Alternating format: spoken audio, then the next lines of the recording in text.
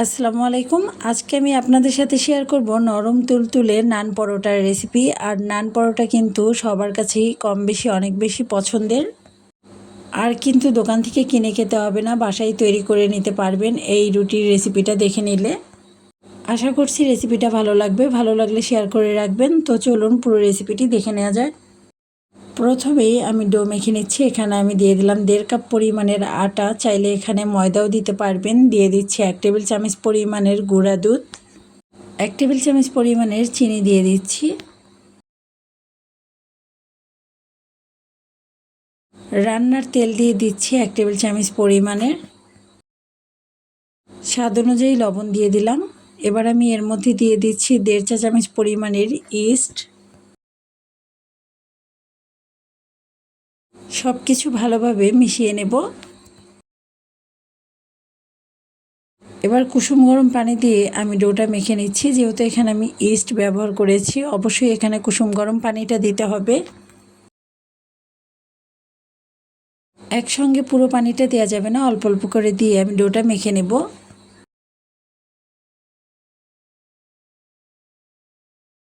একটু সময় নিয়ে মেখে নিলে কিন্তু এই নান পরোটাগুলো অনেক বেশি সফট হয় আর ফ্লাপি হয়।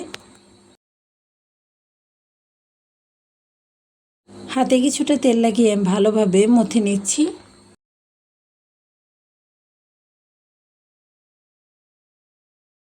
এই ডোটা আমি 30 মিনিটের জন্য রেস্টে রেখে দেব একটা গরম স্থানে। 30 মিনিট পরে দেখতেই পাচ্ছেন এটা ফুলে কিন্তু ডবল হয়ে গেছে। এবার ভিতরে বাতাসটা বের করে নিচ্ছি, আরও কিছুক্ষণ মথে নেব। হাতে কিছুটা তেল লাগিয়ে নিলাম যাতে করে হাতের সঙ্গে লেগে না আসে।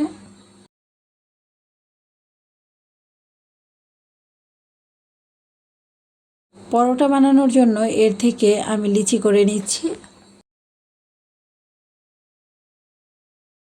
1.5 কাপ আটা এখানে আমি 4টা লিচি করে নিয়েছি। এই রুটিগুলো একটু মোটা থাকবে, খুব বেশি পাতলা করা যাবে না। একটা বোর্ডের উপরে একটা লিচি নিয়ে নিলাম, উপরে কিছুটা শুকনো আটা লাগিয়ে নিলাম। এবার এই রুটিটাকে আমি বেলে নিচ্ছি।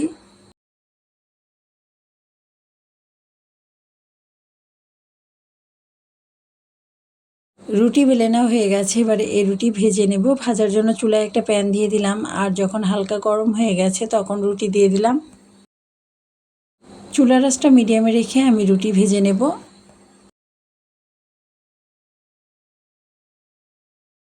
দুই পাশ উল্টে পাল্টে আমি একটু ভেজে নিয়েছি। এবার এর মধ্যে দিয়ে দিচ্ছি ঘি, আর ঘি দিয়ে কিন্তু এই পরোটাগুলো ভাজলে অনেক বেশি মজা লাগে খেতে। উল্টে পাল্টে দুই পাশে ভেজে নিচ্ছি। একইভাবে আমি সবগুলো রুটি ভেজে নেব। রুটি ভেজে নেওয়া হয়ে গেছে, আর দেখতেই পাচ্ছেন রুটিগুলো দেখে কিন্তু অনেক লোভনীয় লাগছে। দেখতে যেমন সুন্দর, খেতেও ছিল অনেক বেশি মজার। নরম তুলতুলে এই নান পরোটার রেসিপিটা ভালো লাগলে বেশি বেশি করে শেয়ার করে দেবেন। সবাই ভালো থাকবেন। আজকের মতো এখানেই বিদায় নিচ্ছি। দেখা হয়ে যাবে আবার অন্য কোনো রেসিপিতে। আল্লাহ হাফেজ।